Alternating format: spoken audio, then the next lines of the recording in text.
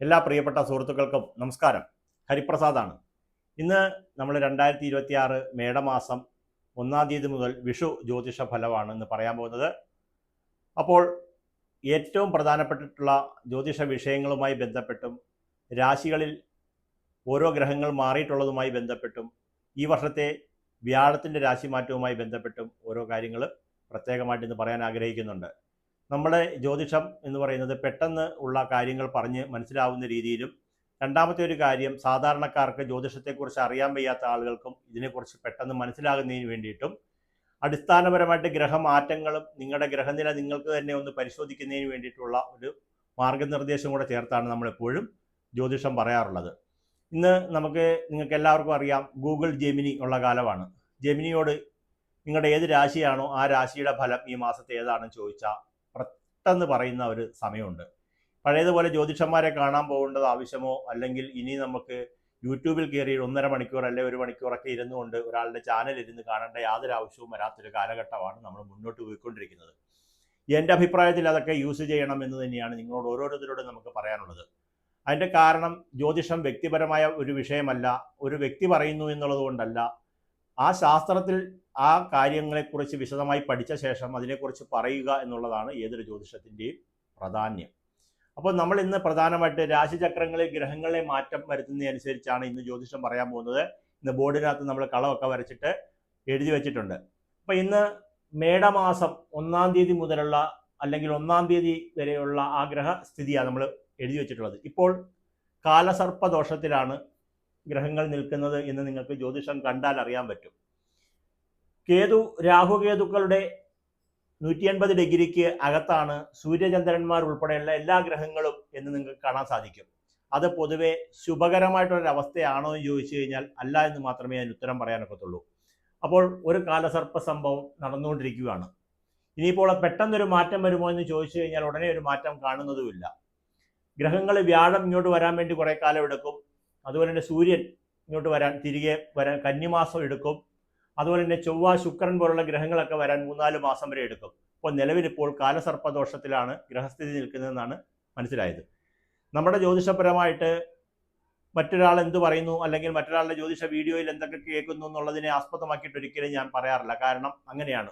അപ്പോൾ ഇന്ന് നമുക്ക് പ്രധാനമായിട്ട് നമ്മൾ ജ്യോതിഷം പറയാൻ പോകുന്നത് മേടം മുതൽ മീനം വരെയുള്ള 12 രാശിക്കാരുടെയും ജ്യോതിഷ ഫലമാണ് നമ്മൾ ഇന്ന് ആദ്യമായിട്ട് നിങ്ങളോട് ചർച്ച ചെയ്യാൻ പോകുന്നത്. അപ്പോൾ പ്രധാനമായിട്ട് നമുക്കറിയാം, ഇത് മേടൻ രാശിയാണെന്ന് മനസ്സിലാക്കണം. നിങ്ങളെല്ലാവരും പുതുതായിട്ട് കാണുന്ന ഒരുപാട് പേരുണ്ട്. അപ്പോൾ അവർക്ക് അറിഞ്ഞുകൂടാത്തവർ കൂടെ ചേർന്ന് ഈ 2 സാധനം എന്താണെന്നുള്ളത് ഇപ്പോൾ ആദ്യം പറയാൻ പോകുന്നത്. ഇത് നമ്മൾ ഒരു ആളിൻ്റെ ഗ്രഹനിലയാണ്. ഒരാളെന്ന് വെച്ചാൽ ആരാണ്? ഈ കാണുന്ന നിങ്ങളുടെ ഗ്രഹനിലയാണ്. അതെങ്ങനെ തിരുമേനി അവിടെ വരും എന്ന് ചോദിച്ചാൽ അതിൻ്റെ ആ ഉത്തരവും കൂടെ ചേർത്താണ് നമ്മൾ പറയാൻ പോകുന്നത്. നിങ്ങൾ ഇത് രണ്ടും കൂടെ മാച്ച് ചെയ്ത് നിങ്ങൾ നോക്കുകയാണെങ്കിൽ, നിങ്ങൾക്ക് ഗൂഗിൾ ജെമിനിയുടെ സഹായം കൂടി ഉണ്ടെങ്കിൽ, ഒരുവിധം രാശിചക്രങ്ങളുടെ കാര്യങ്ങളൊക്കെ ഉണ്ടെങ്കിൽ, ഇനി നിങ്ങൾ ആരുടെയും വീഡിയോ ചാനൽ കുത്തിയിരുന്ന് കാണേണ്ട ആവശ്യമില്ല. കാരണം തെറ്റിദ്ധരിപ്പിക്കുന്ന ഒരുപാട് വീഡിയോസുകളൊക്കെ ജ്യോതിഷപരമായിട്ട് വരുന്നുണ്ട്. അപ്പോൾ ഇത് നിങ്ങൾക്ക് മനസ്സിലാക്കുന്നതിന് വേണ്ടിയിട്ട് ഞാൻ പരിചയപ്പെടുത്തുകയാണ് ജ്യോതിഷത്തെ. രണ്ടാമത്തെ ഒരു കാര്യം, നമ്മളൊരാൾ ജനിച്ചു എന്ന് വിചാരിക്കുന്ന 1-1-2000 എന്ന് വിചാരിക്കുക. 1-1-2000 ഈ 2000 ജനിച്ച ഒരാൾക്ക് 26 വയസ്സുണ്ടാവുമല്ലോ. 1-1-2000 ജനിച്ച ഒരു ഭിക്ഷക്കാരൻ്റെ മകൻ എന്ന് വിചാരിക്കുക. 1-1-2000 ജനിച്ച ഒരു രാജാവിൻ്റെ മകൻ, സൗദിയിലുള്ളവോ അല്ലെങ്കിൽ ഏതെങ്കിലും രാജ്യം ആയിക്കോട്ടെ. ഈ 2 പേരുടെയും ജനിച്ച തീയതി ഒന്ന് തന്നെയാണ്. ഒരിക്കലും അവർക്ക് അവസ്ഥ ഒന്നായിരിക്കത്തില്ല. ഇതുപോലെ എല്ലാം നിങ്ങൾ വിചാരിക്കണം. നിങ്ങൾ ജനിച്ച ഒരു ഡേറ്റ് ഉണ്ടായിരിക്കുമല്ലോ. ഈ ഡേറ്റിൽ ജനിച്ചിട്ടുള്ള മറ്റൊരാളുടെ അതിനെ എടുത്ത് മുന്നിൽ വെച്ചുകൊണ്ടാണ് നമ്മുടെ നിരീശ്വരവാദികളും ഇതിനെ തള്ളിക്കളയുന്ന ആളുകളും അതിനെ കളിയാക്കുന്നത്. ഇപ്പം അതുകൂടെ ചേർത്തുകൊണ്ടാണ് ഞാൻ എന്ത് പറയുന്നത്, എന്തുകൊണ്ടാണ് അങ്ങനെ വരുന്നത് എന്നുള്ളത്. അതാണല്ലോ നമുക്ക് പ്രധാനമായിട്ട്. ഇപ്പം നിങ്ങൾ ചിന്തിക്കുന്ന പോലെ തന്നെ ഒരേ ഡേറ്റിൽ ജനിക്കുന്ന 2 വ്യക്തികൾ, ഒരു രാജാവും കാണും, ഒരു ഭിക്ഷക്കാരനും കാണും, ഒരു തെരുവിൽ ജനിക്കുന്ന ഒരു കുട്ടിയും കാണും. അപ്പോൾ നമ്മൾ പൂർവ്വജന്മാർജിതമായിട്ടുള്ള കർമ്മങ്ങളെ എടുത്തുകൊണ്ടാണ് ഒരു ജന്മം എടുക്കുന്നത് എന്നാണ് ഭഗവത്ഗീതയുള്ള, ജ്യോതിശാസ്ത്രം പോലെയുള്ള, ഋഗ്വേദങ്ങളെ പോലെയുള്ള ഗ്രന്ഥങ്ങൾ പറഞ്ഞു വെക്കുന്നത്.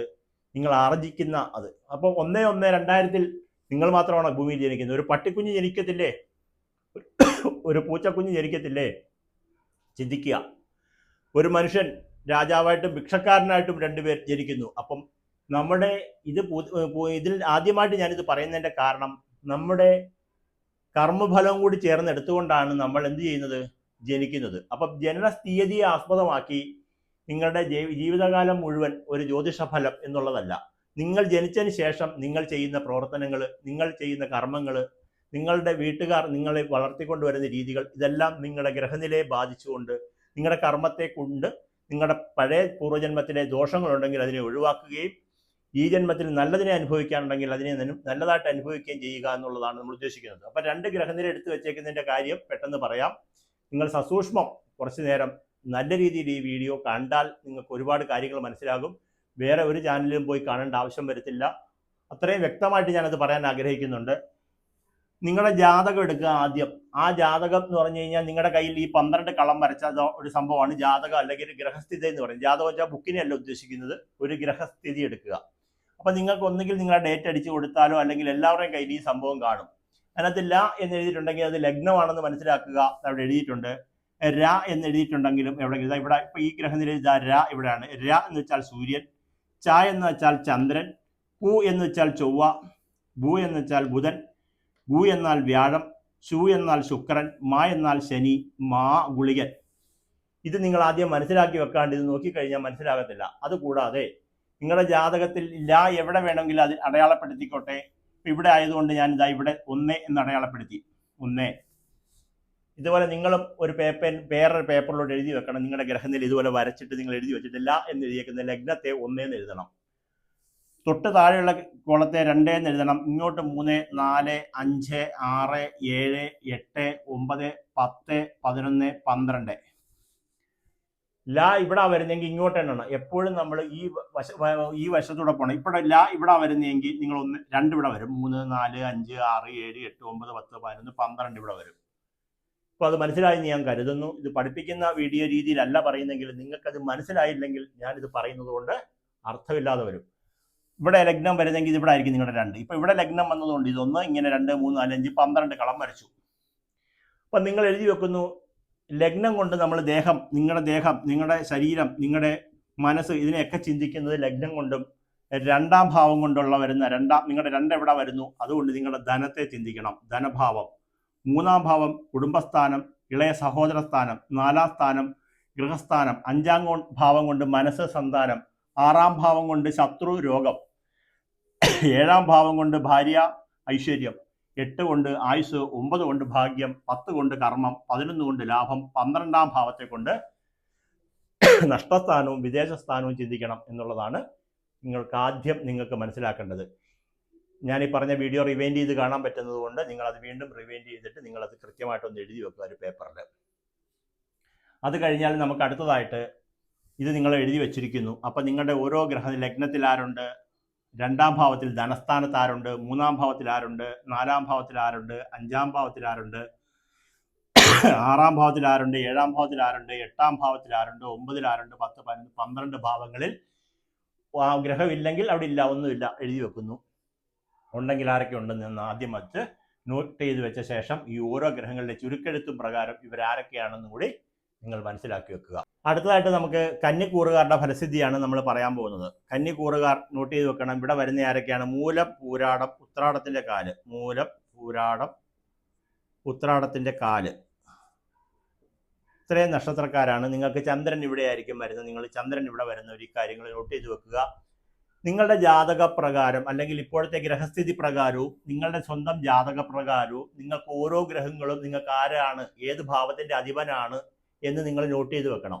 ഞാൻ നേരത്തെ പറഞ്ഞു ധനത്തിന്റെ അധിപൻ ആരാണ്, കർമ്മത്തിന്റെ അധിപൻ ആരാണ്. അത് നിങ്ങളുടെ ഗ്രഹനിലയിൽ ഈ പറഞ്ഞതുപോലെ ആദ്യം കണ്ട ഭാഗം കണ്ടിട്ട് മനസ്സിലാക്കാമെങ്കിൽ കൃത്യമായിട്ട് ജ്യോതിഷം മനസ്സിലാക്കി കഴിഞ്ഞാൽ എല്ലാ ആഴ്ചയിലും എല്ലാ ദിവസവും ഇരുന്ന് ജ്യോതിഷം പറയുന്ന ആൾക്കാരുണ്ട്.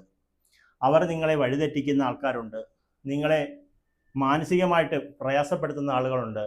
നിങ്ങളെ വഴിതെറ്റിക്കുക, നിങ്ങളെ അന്ധവിശ്വാസത്തിലേക്ക് കൊണ്ടുപോവുക, നിങ്ങളെ ഒരു പ്രത്യേക മാനസികാവസ്ഥയിലേക്ക് കൊണ്ടുപോകുന്ന ആളുകൾ പലരുമുണ്ട്. നമ്മുടെ ഫോളോ ചെയ്യുന്ന ആളുകളെ കുറിച്ചല്ല പറയുന്നത്. അങ്ങനെ ഒരുപാട് പേര് ജ്യോതിഷവുമായിട്ടുണ്ട്. അവർ പല വിധത്തിലുള്ള കാര്യങ്ങളുമായി ബന്ധപ്പെട്ടുള്ള കാര്യങ്ങളൊക്കെ എടുത്തിക്കൊണ്ട് ആളുകൾക്ക് എപ്പോഴും നല്ല കാര്യങ്ങളെ പറയുന്നതിനേക്കാൾ ദോഷകാര്യം പറഞ്ഞാൽ അത് പെട്ടെന്ന് മനസ്സിൽ നെഗറ്റീവിനെ നമ്മൾ സ്വീകരിക്കുന്ന ഒരു മനോഭാവം നമുക്കുണ്ടാകും. അപ്പോൾ നെഗറ്റീവിനെ കൂടുതലായിട്ട് ആൾക്കാർ നിങ്ങൾക്ക് ഈ മാസം വലിയ ദോഷം വരാൻ പോകുന്നു എന്ന് പറഞ്ഞാൽ 10 ഗുണം പറഞ്ഞാലും ആ ദോഷം പറഞ്ഞതിനെ കുറിച്ചുള്ള ചിന്ത നമ്മളെ തികട്ടി വരും. അപ്പോൾ അത് മാറ്റാൻ വേണ്ടിയിട്ടാണ് ഞാൻ ജ്യോതിഷം പറയുമ്പോൾ ഇങ്ങനെ ഗ്രഹസ്ഥിതി പറയുന്നത്. നിങ്ങൾക്ക് ആരാണ് അനുകൂലമായിട്ട് നിൽക്കുന്നത്? ഇപ്പം ഞാൻ ഉദാഹരണം നിങ്ങളുടെ ഗ്രഹനിലയാണ് എന്ന് ഞാൻ ഇവിടെ പറഞ്ഞിട്ടുണ്ട്. അതിൻ്റെ ഉദാഹരണവും കൂടെ ചേർത്ത് ഒന്നുകൂടെ പറഞ്ഞിട്ട് നമ്മൾ ധനുവിലേക്ക് വരുവാണ്. നിങ്ങൾ സ്കിപ്പ് ചെയ്തോ സ്കിപ്പ് ചെയ്യാതെയോ എങ്ങനെ വേണമെങ്കിലും കാണാം. നിങ്ങളുടെ ഇഷ്ടം ഇത് മുഴുവൻ കാണുകയോ കാണാതിരിക്കുക എന്നുള്ളത്. ഇതിനകത്ത് ഞാൻ പറയുന്നത് നമ്മുടെ ഗ്രഹനില പ്രകാരം ഈ ഗ്രഹനിലക്കാരന് വ്യാഴം താണ്ട 7ാം ഭാവം ഭാര്യാസ്ഥാനം ഐശ്വര്യസ്ഥാനത്ത് നിൽക്കുകയാണ്. ഇതുപോലെ തന്നെയാണോ നിങ്ങളുടെ ഗ്രഹനിലയിൽ വരുന്നത്? വ്യാഴം എവിടെയാണ് നിൽക്കുന്നത് നിങ്ങൾക്ക് എണ്ണി നോക്കി അറിയാൻ പറ്റും. ഇത് 1 എന്നെണ്ണം ഞാൻ പറഞ്ഞു. 1 2 3 4 5 6 7ാം ഭാവം ഭാര്യാസ്ഥാനം ഐശ്വര്യസ്ഥാനത്താണ് ആ കക്ഷിക്ക് വ്യാഴം നിൽക്കുന്നത്. ആരോ ആയിക്കോട്ടെ, നിങ്ങളുടെ ഗ്രഹനിലയിലും ഇങ്ങനെ തന്നെ എവിടെയാണ് നിൽക്കുന്നത്? ഈ ജാതകപ്രകാരം നിങ്ങൾക്ക് 12ാം ഭാവം നഷ്ടസ്ഥാനം നാശസ്ഥാനം വിദേശസ്ഥാനത്ത് ആര് നിൽക്കുന്നു? ശനി നിൽക്കുന്നു.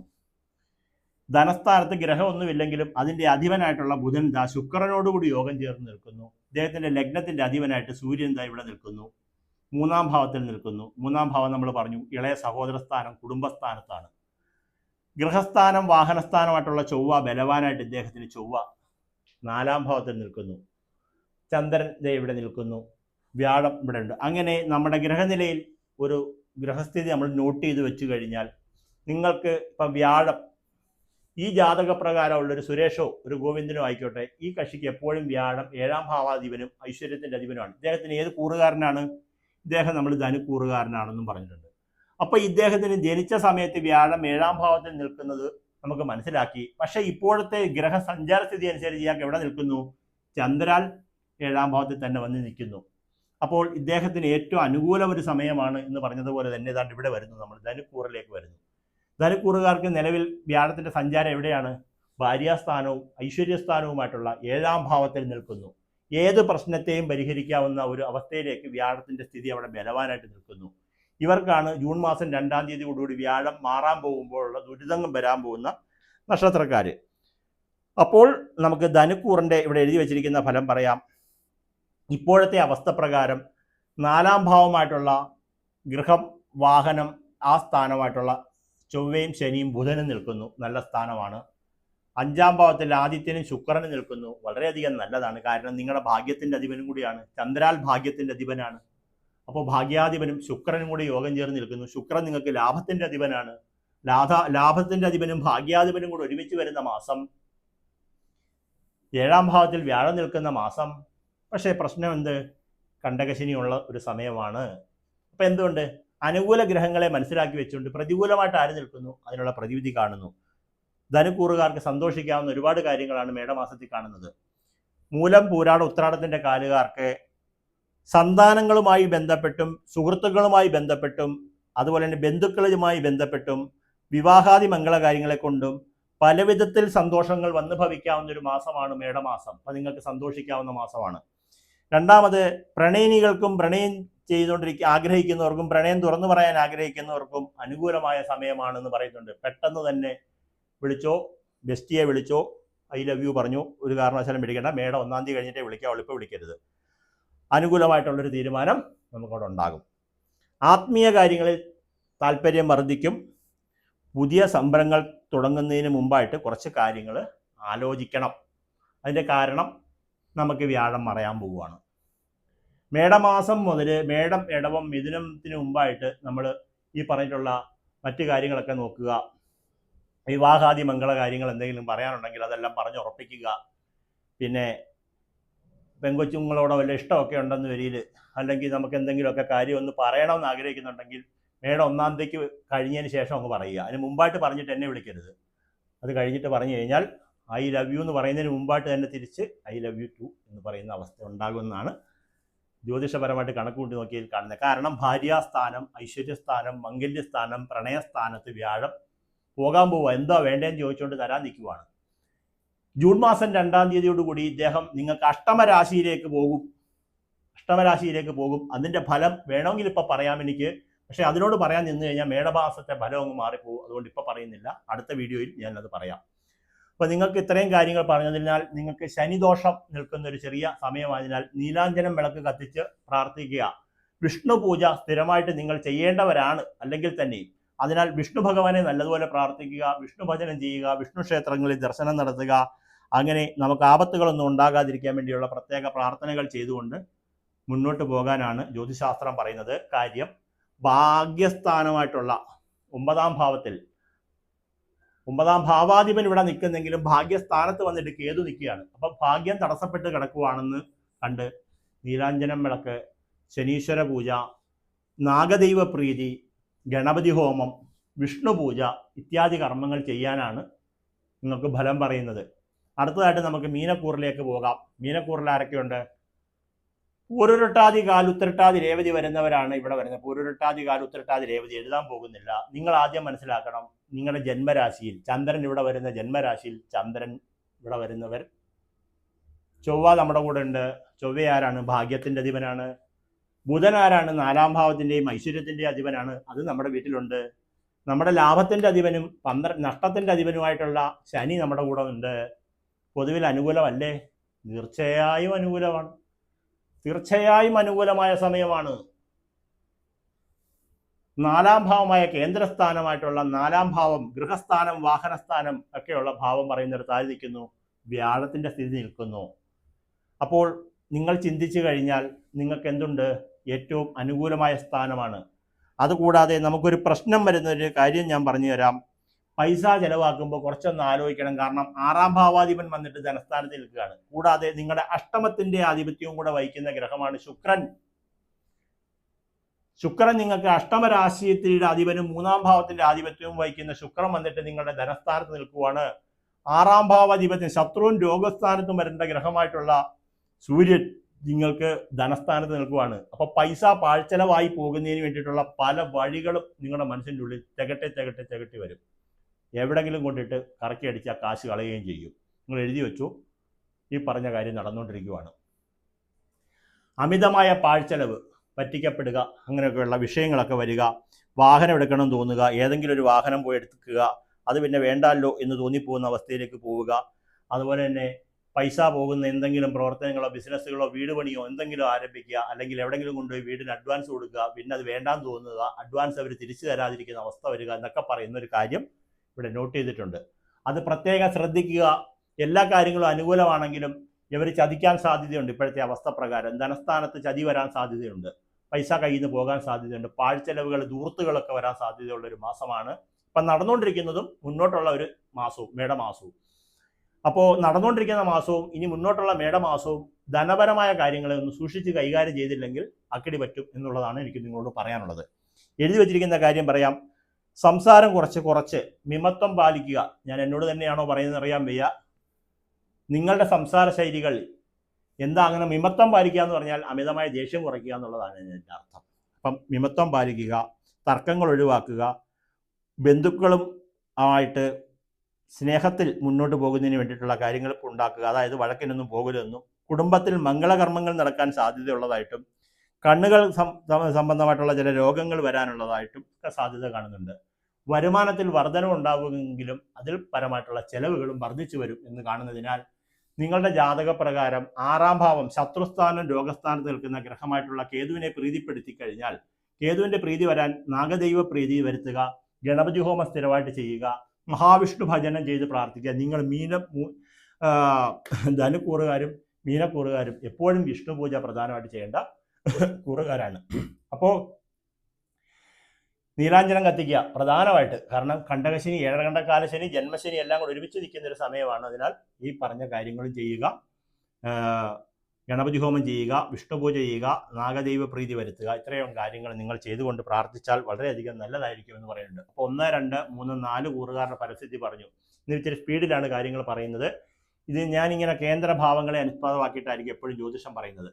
അടുത്തതായിട്ട് മേടക്കൂറുകാരുടെ ഫലസ്ഥിതിയാണ് പറയുന്നത്. അശ്വതി, ഭരണി, കാർത്തികയുടെ കാല് ആദ്യ 15 ഭാഗം വരുന്ന മേടക്കൂറുകാർക്ക് ചിന്തിക്കണം.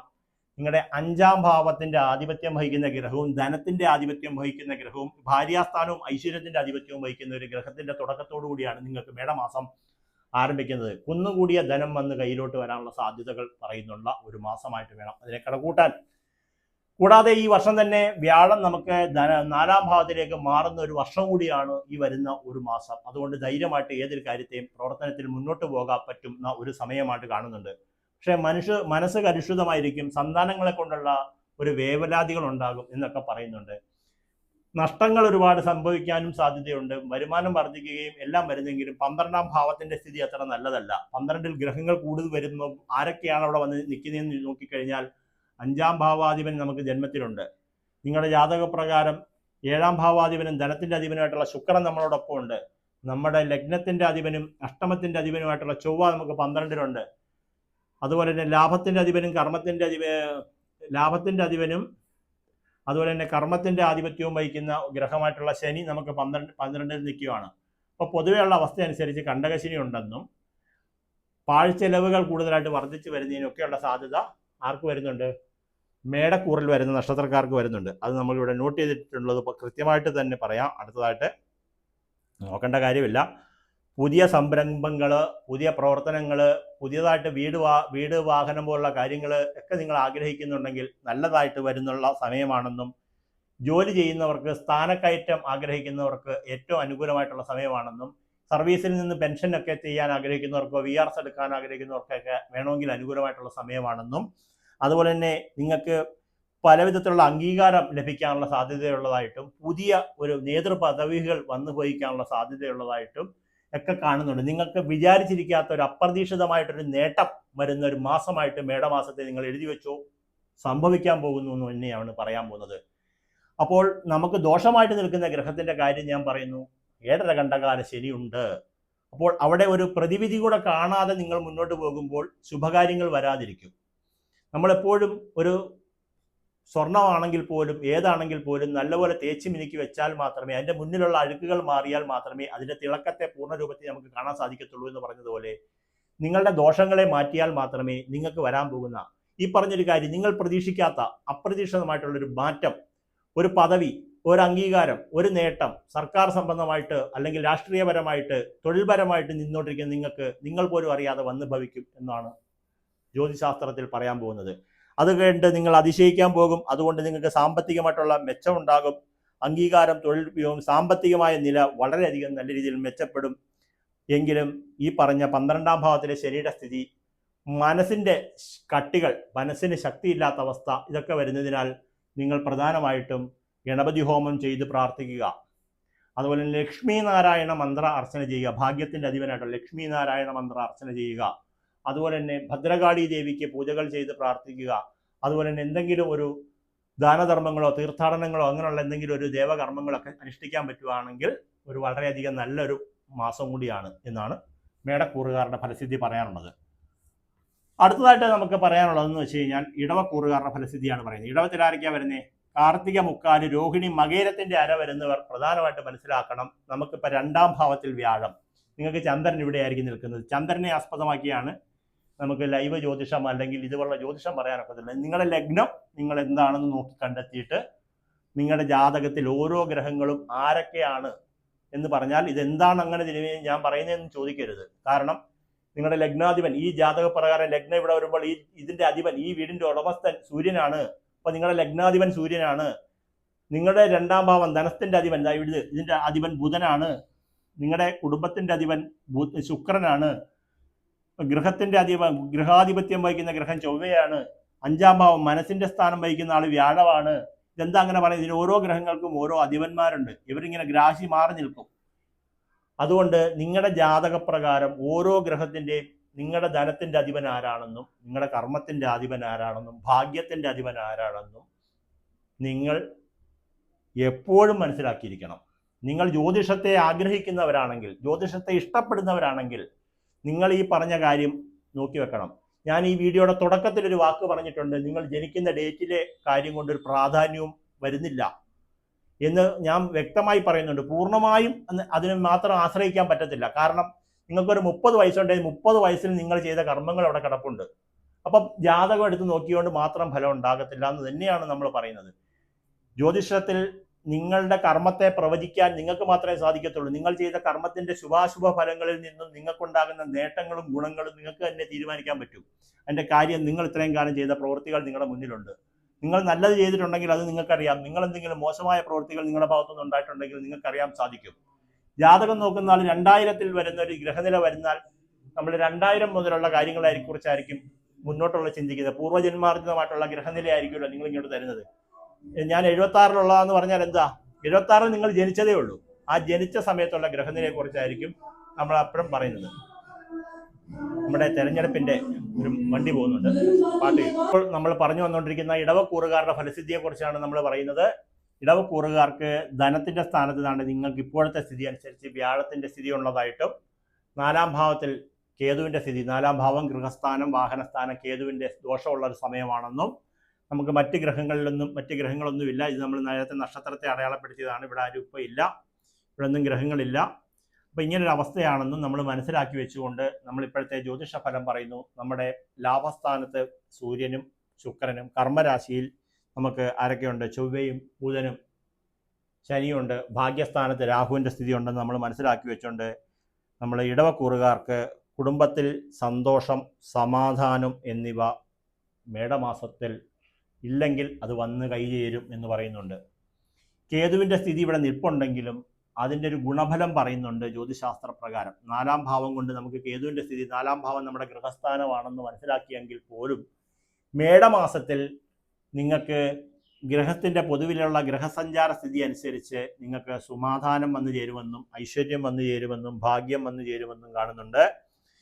മുടങ്ങിക്കിടന്ന കാര്യങ്ങൾ പുനരാരംഭിക്കാൻ സാധിക്കാൻ മേടമാസത്തിൽ ഫലം പറയുന്നുണ്ട്. വിദേശത്ത് പോകാൻ ആഗ്രഹിക്കുന്നവർക്ക് അനുകൂലമായിട്ടുള്ള ഫലം വന്നു ചേരുമെന്നും കൃഷി ചെയ്തുകൊണ്ടിരിക്കുന്നവർക്കോ അല്ലെങ്കിൽ ഭൂമി വിറ്റിട്ട് വേറെ എന്തെങ്കിലും ചെയ്യണമെന്നൊക്കെ ആഗ്രഹിക്കുന്നവർക്കോ അതിലൊരു തീരുമാനങ്ങളൊക്കെ ഉണ്ടാകുന്നൊരു മാസമായിട്ടും വേണമെങ്കിൽ പറയുന്നുണ്ട്. 4ാം ഭാവത്തിൻ്റെ കേതുവിലെ സ്ഥിതി നിങ്ങൾക്കൊരു പ്രതികൂല അവസ്ഥ കാണിക്കുന്നതിനാൽ നിങ്ങൾ സ്ഥിരമായി ഗണപതി ഹോമം ചെയ്യുക, കർമ്മസ്ഥാനം മെച്ചപ്പെടാൻ നാഗദൈവപ്രീതി വരുത്തുക. ധനസ്ഥാനം നല്ല രീതിയിൽ നിൽക്കുന്നതിനാൽ നിങ്ങൾ വിഷ്ണു ഭഗവാനെ പൂജിച്ചുകൊണ്ട് പ്രാർത്ഥനകൾ ചെയ്യുക. സ്ഥിരമായിട്ട് ശിവഭജനം ചെയ്ത് പ്രാർത്ഥിക്കേണ്ട ഒരു നക്ഷത്രക്കാർ കൂടിയാണ്. ശിവഭഗവാനുള്ള പൂജകളും ദേവീ പൂജകളും ചെയ്യേണ്ട നക്ഷത്രക്കാർ കൂടിയാണ് കാർത്തിക, മുക്കാല്, രോഹിണി, മകേരത്തര. ഇത്രയും പേരുടെ കാര്യങ്ങളാണ് നമ്മൾ പറഞ്ഞിട്ടുള്ളത്. അപ്പോൾ ഇത്രയും രാശികളുടെ ഫലം പറഞ്ഞിട്ടുണ്ട്. ഇവിടുന്ന് ഇത്രയും രാശികളുടെ പറഞ്ഞിട്ടുണ്ട്. ഇനി നമുക്ക് ഈ 2 രാശിക്കാരുടെ ഫലം പറയാനുണ്ട്. അടുത്തതായിട്ട് നമുക്ക് പറയാനുള്ളത് കർക്കിടകൂറിൽ വരുന്ന നക്ഷത്രക്കാർ. കർക്കിടകത്തിൽ ആരൊക്കെയാണ് വരുന്നത്? പുണർദത്തിന്റെ മുക്കാല്, പൂയം, ആയില്യം നക്ഷത്രക്കാർക്ക് നിലവിലത്തെ അവസ്ഥ എന്താണ്? ധനം 2ാം ഭാവത്തിൽ കേതു, അതൊരു ദോഷസ്ഥലം നിൽക്കുകയാണ്. വ്യാഴം 12ലാണ് നിൽക്കുന്നത്. അപ്പോൾ ഈ 2 കാര്യങ്ങൾ നിങ്ങൾക്ക് പ്രശ്നമുണ്ട്. 12ാം ഭാവം കൊണ്ട് നഷ്ടസ്ഥാനം, നാശസ്ഥാനം, വിദേശസ്ഥാനമായിട്ട് പറയുന്നിടത്ത് വ്യാഴം നിൽപ്പുണ്ട്. 12ൽ വ്യാഴം നിൽക്കുന്നതിനാൽ പുണർദത്തിൽ കാല്, പൂയ, ആയില്യം നക്ഷത്രക്കാർക്ക് എപ്പോഴും നല്ലതാണ്. 12ലെ വ്യാഴം നല്ലതാണ്. ഇതിൻ്റെ കാര്യം നമുക്ക് 12ാം ഭാവം കൊണ്ട് ചിന്തിക്കുമ്പോൾ നിങ്ങളുടെ ജാതക പ്രകാരം നിങ്ങളുടെ 4ാം ഭാവത്തിലേക്ക് വ്യാഴത്തിൻ്റെ ദൃഷ്ടി വരുന്നുണ്ട്. അതുകൂടാതെ വ്യാഴത്തിൻ്റെ ദൃഷ്ടി നിങ്ങളുടെ അഷ്ടമരാശിയിലേക്ക് വരുന്നുണ്ട്. അപ്പോൾ ഈ 2 കാര്യങ്ങളെ കൊണ്ടും നിങ്ങൾക്കൊരു നേട്ടം അങ്ങനെ പറയുന്നുണ്ടെങ്കിലും വ്യാഴം 12ൽ നിന്ന് കഴിഞ്ഞാൽ ഈശ്വരാധീനം കുറച്ച് മറഞ്ഞു നിൽക്കുകയാണ് എന്ന് പറയേണ്ടതായിട്ട് വരും. രണ്ടാമത്തെ ഒരു കാര്യം, ധനത്തിൻ്റെ സ്ഥാനത്ത് കേതുവിൻ്റെ സ്ഥിതി നമുക്ക് അത്ര നല്ലതും അല്ല എന്ന് പറയുന്നുണ്ട്. അതുകൂടാതെ കർക്കിടകൂറുകാർക്ക് ബാക്കിയുള്ള ഗ്രഹസ്ഥിതി എല്ലാം വളരെയധികം നല്ലതായിട്ട് വരുന്നുണ്ട്. അപ്പം നിങ്ങളുടെ അഷ്ടമരാശിയിൽ രാഹു, ധനത്തിൻ്റെ സ്ഥാനത്ത് കേതു, വ്യാഴം 12ൽ നിൽക്കുന്ന ഒരു മാസമാണ് നമുക്ക് ആരംഭിക്കുന്നത്. എങ്കിലും ശുഭമായിട്ടുള്ള ഫലസ്ഥിതി കാണിക്കുന്നുണ്ട്. ആത്മവിശ്വാസത്തോടുകൂടി തൊഴിൽപരമായിട്ടുള്ള കാര്യങ്ങളിൽ നേട്ടം കൈവരിക്കാൻ സാധിക്കുമെന്നും ജോലി ചെയ്യുന്ന സ്ഥലത്ത് ചില വെല്ലുവിളികൾ നമുക്ക് നേരിടേണ്ടതായിട്ട് വരുമെന്നും വീട് പണി പൂർത്തിയാക്കാൻ സാധിക്കുമെന്നും ദൂരദേശ യാത്രകൾ വേണ്ടി വരുമെന്നും നിങ്ങളുടെ പങ്കാളിയുമായിട്ട് എന്തെങ്കിലും അഭിപ്രായ വ്യത്യാസങ്ങളൊക്കെ ഉണ്ടെങ്കിൽ അതൊക്കെ വിട്ടൊഴിഞ്ഞു മാറി ഒരു ഒത്തുതീർപ്പിലൊക്കെ എത്തിയിട്ട് 2 പേരും കൂടി തമ്മിൽ ചേരാനുള്ള യോഗവും കർക്കിടകൂറുകാർക്ക് പറയുന്നുണ്ട്. അപ്പോൾ നമ്മൾ ചെയ്യേണ്ടത് എന്താണെന്ന് ചോദിച്ചാൽ, ദോഷപരമായിട്ട് നിൽക്കുന്നത് കേതുവിൻ്റെ ദോഷങ്ങൾ മാറാനായിട്ട് നാഗദൈവ പ്രീതി, ഗണപതി ഹോമം പ്രധാനമായിട്ട് ചെയ്യുക, ശിവഭജനം കാര്യമായിട്ട് ചെയ്യുക, മാതൃ കുടുംബ ദേവതാ ക്ഷേത്രത്തിൽ യഥാശക്തിയായിട്ടുള്ള വഴിപാടുകൾ ചെയ്യുക. അതുപോലെ തന്നെ വ്യാഴം 12ൽ നിൽക്കുന്നതിനാൽ വിഷ്ണു പൂജ ചെയ്യുക. ജൂൺ മാസം 2 നിങ്ങളുടെ പ്രശ്നങ്ങൾ എന്തുണ്ടോ ഇപ്പോൾ അനുഭവിച്ചുകൊണ്ടിരിക്കുന്നത് അതിനെല്ലാം ഒരു പരിഹാരമാകുമെന്നാണ് കാണുന്നത്. അടുത്തതായിട്ട് നമുക്ക് ചിങ്ങരാശിക്കാരുടെ എടുത്താൽ മകം, പൂരം, ഉത്രത്തിൻ്റെ കാലുകാരാണ് ഇവിടെ വരുന്നത്. അപ്പം നിങ്ങൾക്ക് ജന്മ കേതുവിൻ്റെ ദോഷം, ഐശ്വര്യസ്ഥാനം, ഭാര്യാസ്ഥാനത്ത് രാഹു, അങ്ങനെ ഒരു അവസ്ഥയിലാണ് നിങ്ങളിപ്പോൾ പോയിക്കൊണ്ടിരിക്കുന്നത്. നല്ല സമയമല്ല, അഷ്ടമ ശനിയും കൂടിയുള്ളൊരു സമയം കൂടിയാണ് നിങ്ങൾക്ക്. നിങ്ങളുടെ ഒരു പ്രധാന കാര്യം എന്ന് വെച്ചാൽ ലാഭസ്ഥാനം വരുന്നിടത്ത് വ്യാഴത്തിൻ്റെ സ്ഥിതി ഉള്ളതായിട്ടും ഇപ്പോൾ നിങ്ങളുടെ ജാതകപ്രകാരം 9ാം ഭാവമായിട്ടുള്ള ഭാഗ്യസ്ഥാനത്ത് സൂര്യനും ശുക്രനും കൂടി ഒരുമിച്ച് യോഗം ചേർന്ന് നിൽക്കുന്നതായിട്ടും നമുക്ക് ജ്യോതിശാസ്ത്രപരമായിട്ട് കാണാൻ സാധിക്കും. ഭാഗ്യം പിന്തുണയ്ക്കുന്ന സമയമായിട്ടാണ് നമുക്ക് ജ്യോതിശാസ്ത്രം നിങ്ങളുടെ ഇപ്പോഴത്തെ പറയുന്നത്. കാരണം നിങ്ങളുടെ ചന്ദ്രലഗ്നത്തിന്റെ ആധിപത്യം വഹിക്കുന്ന ഗ്രഹവും ശുക്രനും കൂടി യോഗം ചേർന്ന് നിങ്ങൾക്ക് ഭാഗ്യസ്ഥാനത്ത് നിൽക്കുന്നതിനാൽ ഭാഗ്യം നിങ്ങളെ പിന്തുണയ്ക്കുന്ന ഒരു സമയമായിട്ടാണ് കാണിക്കുന്നത്. അപ്പം ഭാഗ്യം പിന്തുണയ്ക്കുന്ന സമയമായിട്ടും അന്തസ്സും ആദരവും ലഭിക്കുമെന്നും നേരത്തെ മേടക്കൂറുകാർക്ക് പറഞ്ഞതുപോലെ തന്നെ ഒരു അപ്രതീക്ഷിതമായിട്ടൊരു നേട്ടം കൈവരിക്കാൻ ഈ മാസം സാധിക്കുമെന്നും തൊഴിൽ രംഗത്തും നേട്ടം ഉണ്ടാകുമെന്നും പുരോഗതി ഉണ്ടാകുമെന്നും പ്രതീക്ഷിച്ചിരിക്കാത്ത 1-2 കാര്യങ്ങൾ ഈ മാസങ്ങളിൽ വന്നു ചേരുമെന്നും നേതൃപദവിയും അംഗീകാരവും വന്നു ചേരുമെന്നും നിങ്ങൾക്കും കാണിക്കുന്നുണ്ട്. അപ്പോൾ പിതൃസ്വത്തുക്കൾ എന്തെങ്കിലും കിട്ടാനുണ്ടെങ്കിൽ അതൊക്കെ കിട്ടാം. നമുക്ക് ഷെയർ മാർക്കറ്റുകൾ അല്ലെങ്കിൽ ഊഹക്കച്ചവടം അല്ലെങ്കിൽ ലോട്ടറി പോലുള്ള കാര്യങ്ങളൊക്കെ വന്ന് ഭവിക്കാൻ സാധ്യതയുള്ളതായിട്ടും പറയുന്നുണ്ട്. ധനനേട്ടത്തെക്കുറിച്ചാണ് പറയുന്നത്. അത് ഏത് വഴിക്ക് വേണമെങ്കിലും വരാം. നേരത്തെ പറഞ്ഞ പോലെ അപ്രതീക്ഷിതമായിട്ടുള്ള നേട്ടം. ജന്മകേതുവിൻ്റെ ദോഷം മാറാൻ ഗണപതി ഭജനം സ്വന്തമായിട്ട് ചെയ്യുക, ഗണപതി ഹോമം ചെയ്യുക, ഗണപതിക്ക് നാളികേരം അടിക്കുക, ഭാര്യയുടെ കുടുംബക്ഷേത്രത്തിൽ നാഗദൈവ പ്രീതിയും കൂടി വരുത്തുക. നിങ്ങൾക്ക് അഷ്ടമശനി ഉള്ളതിനാൽ നീലാഞ്ജനം വിളക്കും ഹനുമാൻ സ്വാമി പൂജയും ചെയ്യുക. അപ്പോൾ ഇത്രയും പേരുടെ കാര്യവും നമ്മൾ പറഞ്ഞു കഴിഞ്ഞു. ഇനി നമുക്ക് പറയാനുള്ളത് തുലാക്കൂറുകാരുടെ ഫലസ്ഥിതിയാണ് പറയാനുള്ളത്. തുലാക്കൂറുകാർക്ക് ഭാഗ്യസ്ഥാനത്ത് വ്യാഴം. ഞാൻ എങ്ങനെ പറയുന്നു അതുപോലെ നിങ്ങളും പറയണം. ചിത്തിരയരയും ചോദ്യം വിശാഖത്തിൽ മുക്കാല് വരുന്നവർക്ക് ഭാഗ്യസ്ഥാനത്ത് വ്യാഴം സഞ്ചരിച്ചുകൊണ്ടിരിക്കുകയാണ്. അതാണ് ജൂൺ മാസത്തിൽ നിങ്ങൾക്ക് കർമ്മരാശിയിലേക്ക് മാറാൻ പോകുന്നത്. അങ്ങനെ നിങ്ങൾ എപ്പോഴും നിങ്ങൾ പറയണം, നിങ്ങളുടെ ഓരോ സ്ഥാനങ്ങളെക്കുറിച്ച് നിങ്ങൾ ചിന്തയോടുകൂടിയും ജ്യോതിഷത്തെ നോക്കാൻ ആഗ്രഹിക്കുന്നെങ്കിൽ ഈ ഒരു കാര്യം നിങ്ങൾ പഠിച്ചു വെച്ചിരിക്കണം. ഞാൻ ഒറ്റയടിക്ക് പറഞ്ഞല്ലോ, വ്യാഴം ഭാഗ്യസ്ഥാനത്ത്, ഒന്നും ആലോചിക്കാനില്ല. ഏതൊരു പ്രശ്നത്തെ അവിടെ പരിഹാരമാക്കി നിർത്തിയിരിക്കുകയാണ് വ്യാഴം. എങ്കിലും പ്രശ്നങ്ങളുണ്ട് എന്ന് പറയാൻ നിങ്ങൾക്ക് ലാഭസ്ഥാനം, ലാഭം ഉണ്ടാകേണ്ട സ്ഥാനം, ഇത് ഒരു കച്ചവടം ചെയ്യുന്ന ആൾ മാത്രമല്ല ലാഭസ്ഥാനം എന്ന് പറയുന്നത്. നിങ്ങൾക്ക് ഏതെങ്കിലും ഒരു നേട്ടം ഉണ്ടാകേണ്ട സ്ഥാനത്ത് ഇപ്പോൾ കേതു സഞ്ചരിച്ചുകൊണ്ടിരിക്കുന്നു. അതുകൂടാതെ നിങ്ങൾക്ക് 6ാം ഭാവം ശത്രുസ്ഥാനമായിട്ടുള്ളിടത്ത് ശനിയും ബുധനും ചൊവ്വയും കൂടി സഞ്ചരിക്കുക. ധനത്തിന്റെ അധിപൻ ശത്രുസ്ഥാനത്ത് പോയി നിൽക്കുക, ഭാഗ്യത്തിന്റെ അധിപനായിട്ടുള്ള ബുധൻ പോയിട്ട് ശത്രുസ്ഥാനത്ത് നിൽക്കുകയാണ്. അങ്ങനെ ഒരു വിശേഷപ്പെട്ട പ്രശ്നമുണ്ട്. എങ്കിലും ലഗ്നത്തിന്റെ അധിപനായ ശുക്രൻ 7ാം ഭാവത്തിലും ആദിത്യനും കൂടി യോഗം ചേർന്ന് നിൽക്കുന്നതിനാൽ അത് അഭൂതപൂർവമായ ഒരു നേട്ടം. രാഷ്ട്രീയമോ അല്ലെങ്കിൽ സിനിമയോ കലാകായിക രംഗത്തോ പ്രവർത്തിക്കുന്നവർക്ക് ഒരു വലിയ ഒരു നേട്ടം വന്ന് ഭവിക്കാൻ പോകുന്നു. സിനിമാ രംഗത്തൊക്കെ ഉള്ളവർക്ക് ചിലപ്പോൾ അതുപോലെയുള്ള നേട്ടങ്ങൾ വന്ന് ഭവിക്കും. അപ്രതീക്ഷിതമായ നല്ല ഏതെങ്കിലും ഒരു പ്രോജക്റ്റിൽ നിങ്ങൾക്ക് വരാൻ സാധ്യത കാണിക്കുന്നുണ്ട്. രാഷ്ട്രീയ രംഗത്ത് പ്രവർത്തിക്കുന്നവർക്ക് നല്ല മേഖലയിൽ, ഇന്നലെ വരെ നിങ്ങൾ ആരുമല്ലാതിരുന്ന ഒരാളാണെങ്കിൽ ഈ വരുന്ന മേടമാസം മുതൽ, ഇപ്പോൾ തെരഞ്ഞെടുപ്പൊക്കെ വരാൻ പോവുകയാണല്ലോ, മേടമാസം മുതൽ നിങ്ങൾ ഒരു രാജാവായി മാറാൻ സാധ്യതയുള്ളതായിട്ട് പറയുന്നുണ്ട്. മംഗല്യ പുരോഗതി വന്നു ചേരാൻ സാധ്യത കാണുന്നുണ്ട്. ഭാഗ്യം വർദ്ധിക്കുന്ന സമയമായിട്ട് കാണുന്നുണ്ട് മേടമാസം മുതൽ. നമ്മളിവിടെ നോട്ട് ചെയ്ത് വെച്ചിരിക്കുന്ന കാര്യം കൂടി ചേർത്ത് നിങ്ങളോട് ഫലം പറയാം. ഇപ്പോൾ മനസ്സിന് സന്തോഷം തരുന്ന വലിയ വാർത്തകൾ നിങ്ങൾ കേൾക്കും എന്ന് തന്നെയാണ് നേരത്തെ പറഞ്ഞതുപോലെ. ഇത് നോക്കേണ്ട കാര്യമില്ലെങ്കിലും നിങ്ങൾക്കൊരു സന്തോഷം കൂടി വരാനായിട്ട് ഞാനിവിടെ എഴുതി വെച്ച കാര്യം കൂടെ പറയുന്നു എന്ന് പറയുന്നത്. എനിക്കത് നോക്കേണ്ട യാതൊരു ആവശ്യവും വരുന്നില്ല. ഞാൻ അല്ലാതെയാണ് ജ്യോതിഷം പറയുന്നത്. എവിടെങ്കിലും നോക്കി പഠിച്ചു വെച്ചിട്ട് നോക്കി പറയുന്ന ജ്യോതിഷമല്ല ഞാൻ ചെയ്യുന്നത്. ഞാൻ പറയുന്നത് ഭാഗ്യസ്ഥാനത്ത് വ്യാഴം നിൽക്കുന്നു. അങ്ങനെ ഉണ്ടെങ്കിൽ നിങ്ങൾ പേടിക്കേണ്ട കാര്യമില്ല. സൂര്യനുണ്ട്, സൂര്യൻ ഉദിച്ചാൽ വെട്ടം കിട്ടുമെന്ന് പറയേണ്ട കാര്യമില്ലല്ലോ. അപ്പോൾ വ്യാഴം ഭാഗ്യസ്ഥാനം നിൽക്കുന്നു. ആരാണ് പ്രതികൂലത്തിൽ നിൽക്കുന്നത്, വാളുമായിട്ട് നിൽക്കുന്നത് ആരാണ്, അവരെ നമ്മൾ വെട്ടും. അതാണ് പരിഹാരം എന്ന് പറയുന്നത്.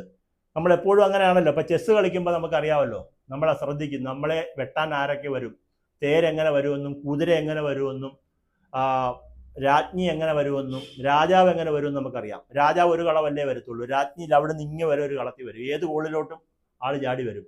കുതിര എൽ ഷേപ്പിലല്ലേ വരത്തുള്ളൂ.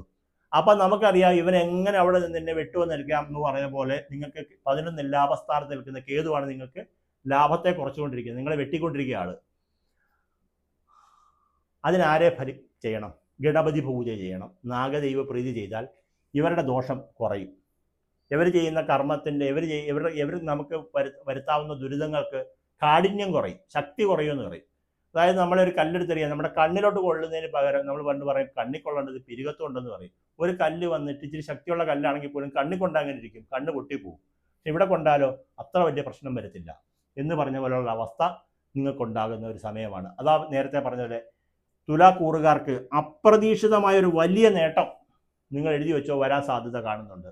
അതിൻ്റെ ഫലം എന്താണെന്ന് വെച്ചാൽ ശുക്രൻ്റെയും സൂര്യൻ്റെയും ദൃഷ്ടി നിങ്ങളിലേക്ക് വധിച്ചിരിക്കുകയും ഭാഗ്യസ്ഥാനം ഉയർന്നു നിൽക്കുന്നത് കൊണ്ടാണ് വരുന്നത്.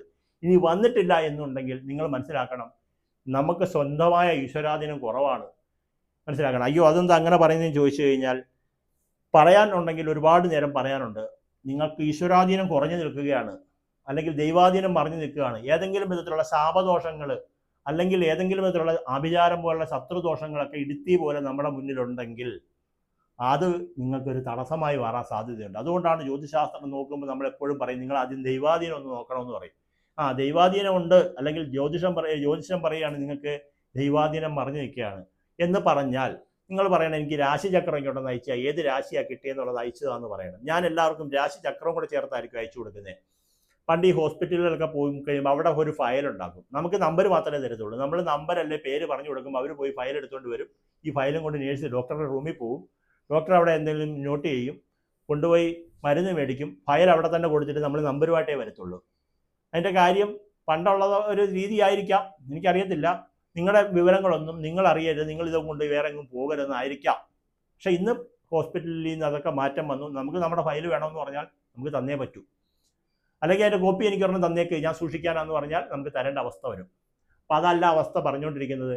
നമ്മളിപ്പോൾ പറഞ്ഞുകൊണ്ടിരിക്കുന്ന കാര്യം എന്ന് പറഞ്ഞു കഴിഞ്ഞാൽ നമ്മുടെ ജാതകപ്രകാരം നമുക്കുണ്ടാകുന്ന അവസ്ഥകളെക്കുറിച്ചും നമ്മുടെ ലാഭസ്ഥാനത്തിരിക്കുന്ന ഗ്രഹങ്ങളെക്കുറിച്ചും ആ ദോഷത്തിൻ്റെ കാഠിന്യം കുറയ്ക്കാൻ വേണ്ടിയിട്ട് ഗണപതി ഭജനം ചെയ്യുക, നാഗദൈവ പ്രീതി വരുത്തുക, അതുപോലെ തന്നെ ദേവീ പൂജകൾ, ഭദ്രകാളി ദേവി പൂജകൾ പോലുള്ള പൂജകൾ, ലക്ഷ്മി ദേവി പൂജകൾ, വെള്ളിയാഴ്ച ഗണപതി ഹോമം എന്നിങ്ങനെയുള്ള കർമ്മങ്ങൾ ചെയ്തു കഴിഞ്ഞാൽ അതിൻ്റെ കാഠിന്യം നമുക്ക് കുറഞ്ഞു വരികയും നമുക്ക് അനുകൂലമായിട്ടുള്ള ഫലം. വൃശ്ചികക്കൂറുകാർ, നിങ്ങൾക്ക് മേടം ഇടവും കൂടെ ഒക്കെ കഴിഞ്ഞു കഴിഞ്ഞാൽ നിങ്ങൾ അങ്ങോട്ട് കയറി രക്ഷപ്പെടാൻ പോകുന്ന ഒരു കാര്യമാണ് വരാൻ പോകുന്നത്. ഇടവപ്പാതി എല്ലാം കഴിയുമ്പം ഈ വരുന്ന സ്കൂൾ തുറപ്പോടുകൂടി നമുക്കൊന്ന് രക്ഷപ്പെടാനുള്ള സമയം കാണിക്കുന്നുണ്ട്.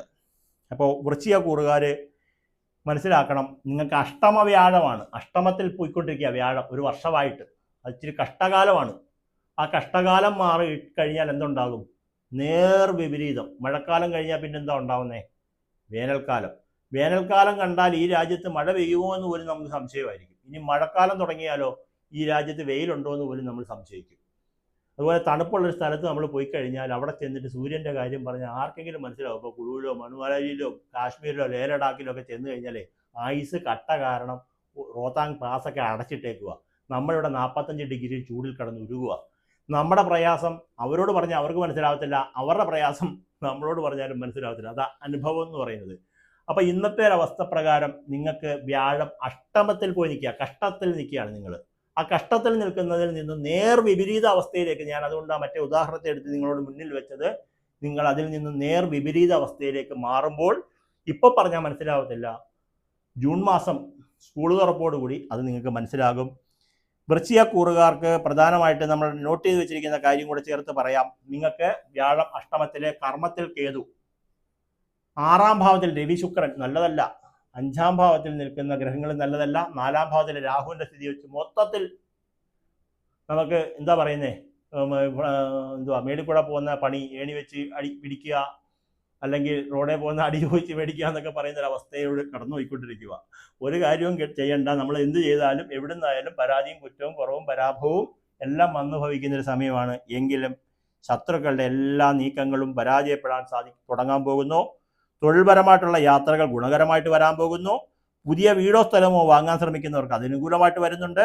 അതുപോലെ തന്നെ ഇത്രയും കാര്യങ്ങൾ നടന്നുകൊണ്ടിരിക്കുമ്പോഴും മറ്റ് ഗ്രഹങ്ങളുടെ സ്ഥിതി അനുസരിച്ച് നമുക്ക് മുതിർന്നവർക്കോ വീട്ടിലുള്ള മറ്റാർക്കെങ്കിലോ എന്തെങ്കിലും രോഗദുരിതങ്ങൾ വന്നിട്ട് പൈസ പോകാനുള്ള സാധ്യതയും കാണുന്നുണ്ട്. അതുകൊണ്ട് മൊത്തത്തിലൊന്ന് ശ്രദ്ധിച്ച് മുന്നോട്ട് പോവുക. ജൂൺ മാസം കഴിയുമ്പോൾ ഒരു നല്ല ശുഭവാർത്ത നമുക്ക് കേൾക്കാൻ സാധിക്കും.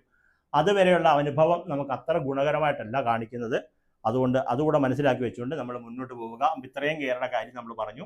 ധനുവിൻ്റെ കാര്യം നേരത്തെ പറഞ്ഞു. ഇനി നമുക്ക് മകരം, ഉത്രാടത്തിൻ്റെ മുക്കാല്, തിരുവോണം അവിട്ടത്തിൻ്റെ അര വരുന്നവരും കുംഭവും കൂടെ പറഞ്ഞു കഴിഞ്ഞാൽ നമ്മുടെ ഇന്നത്തെ വീഡിയോ തീരും. അപ്പം നിങ്ങൾ മനസ്സിലാക്കണം, ഇവർക്ക് പറഞ്ഞതുപോലെ തന്നെ നിങ്ങൾക്ക് വ്യാഴം 6ാം ഭാവം ശത്രുവിൻ്റെ സ്ഥാനത്തും രോഗത്തിൻ്റെ സ്ഥാനമായ 6ാം ഭാവത്തിൽ സഞ്ചരിക്കുകയാണ് ചന്ദ്രാൽ നിങ്ങൾക്ക് വ്യാഴം.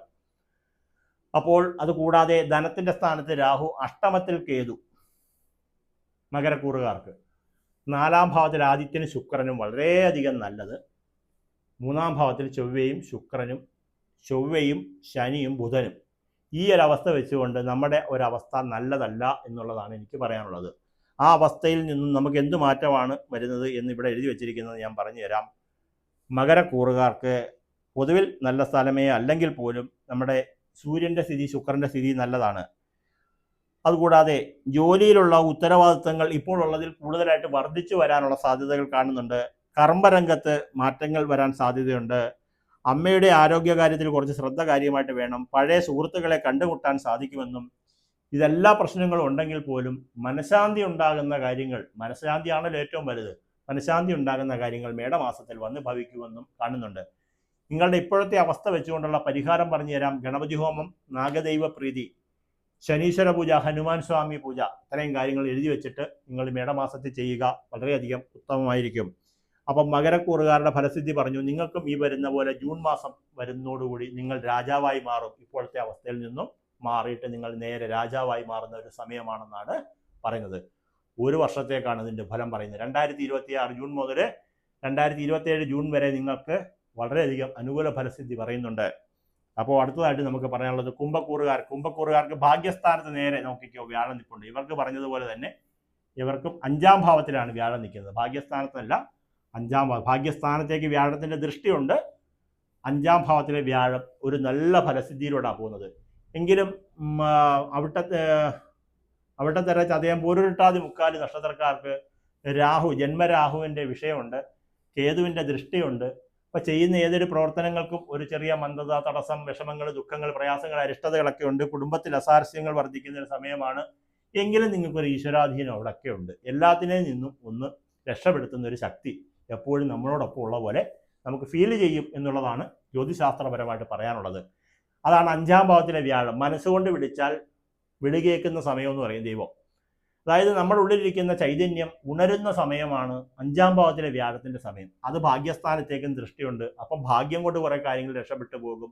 മനസ്സുകൊണ്ട് കുറച്ച് കാര്യങ്ങൾ അനുകൂലമായിട്ട് വരും.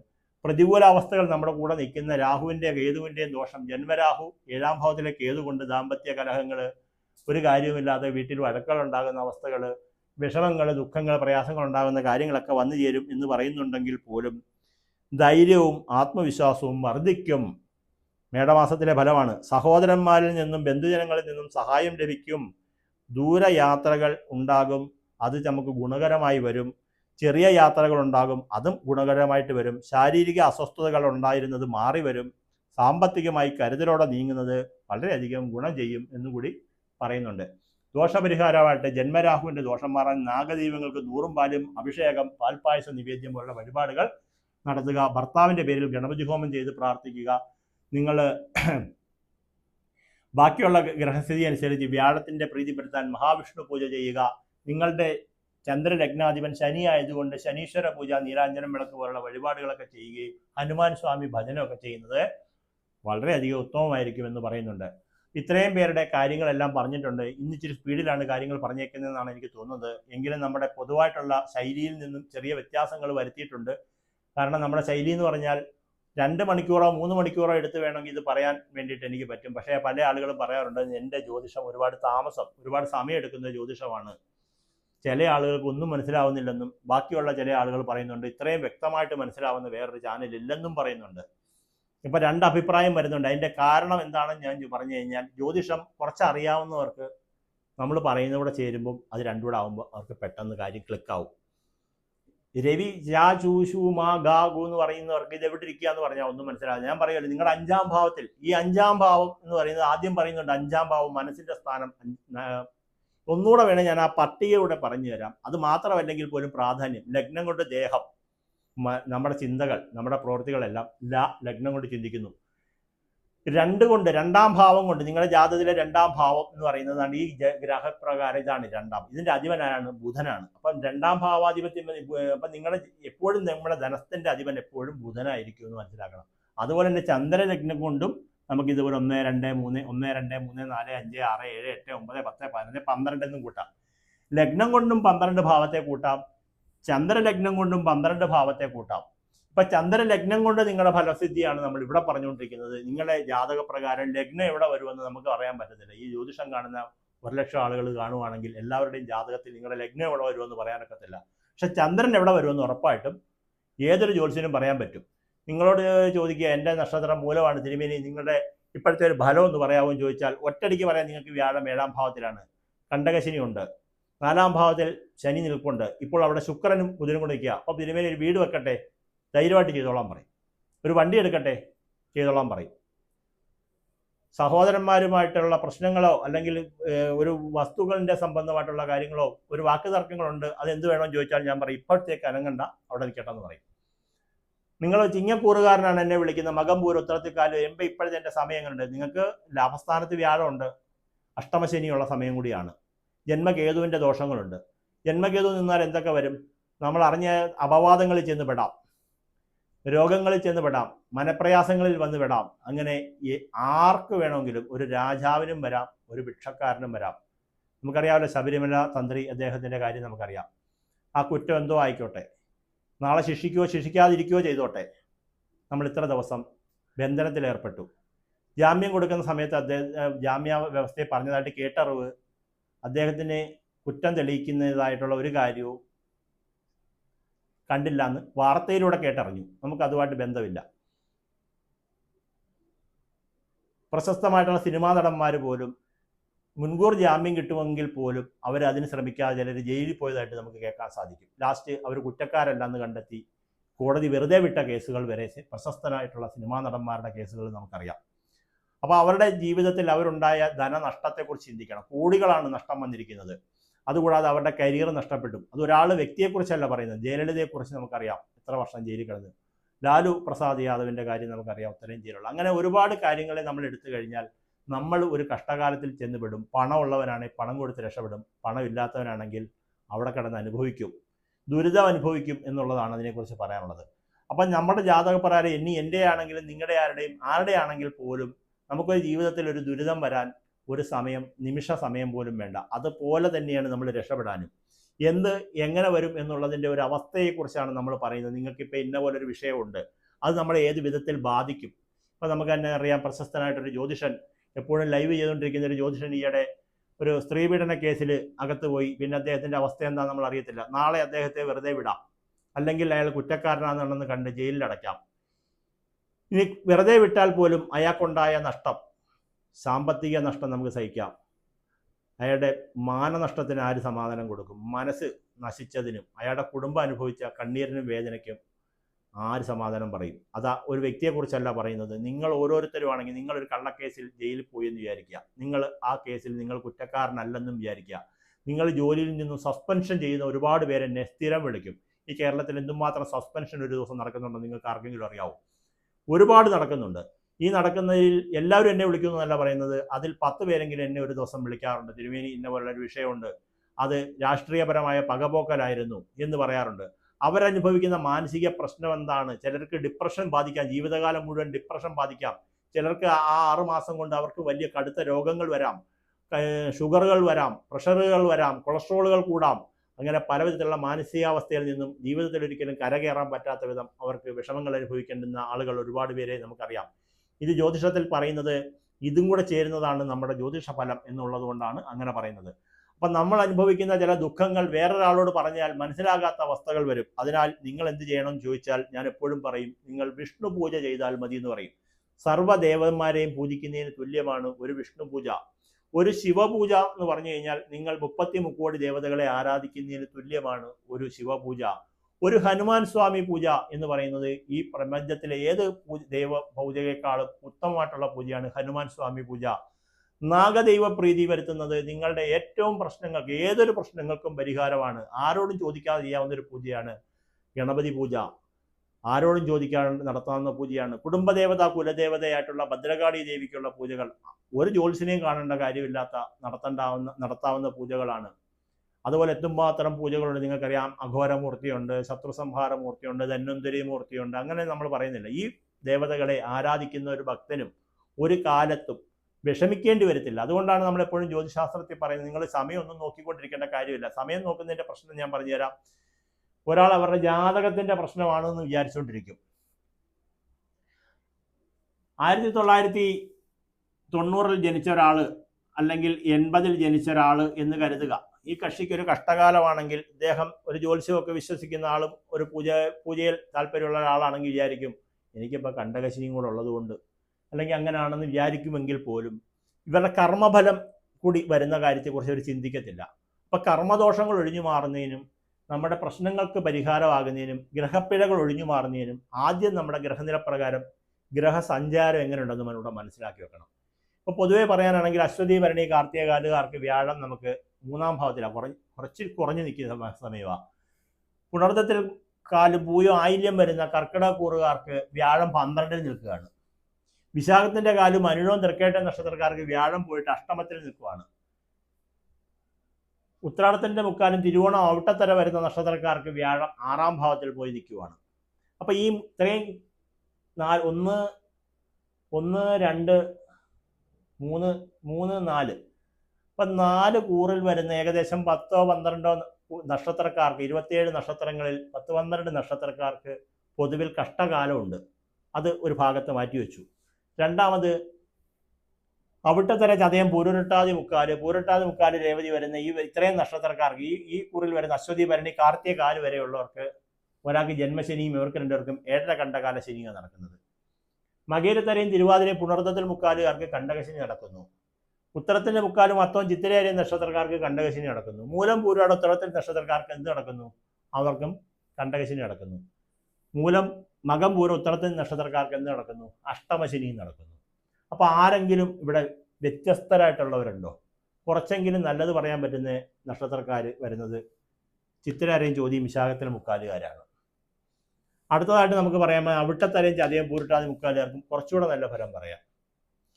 അവർക്ക് രാഹുവിൻ്റെയും കേതുവിൻ്റെയും വിഷയമുണ്ട്. അപ്പം ഇങ്ങനെ ഒരു ജ്യോതിശാസ്ത്രപരമായിട്ട് ഒരു ആളിന് നല്ലതാണോ എന്ന് ചോദിച്ചാൽ നമുക്ക് ഒരാളുടെ കാര്യവും നല്ല രീതിയിൽ മാത്രമാണ് നടക്കുന്നതെന്ന് പറയാനൊക്കാത്ത അവസ്ഥ ഇവിടെ വെച്ചുകൊണ്ട് ഇവിടെ വരച്ചിരിക്കുന്ന രാശി പ്രകാരം ചൂണ്ടിക്കാണിക്കാൻ സാധിക്കും.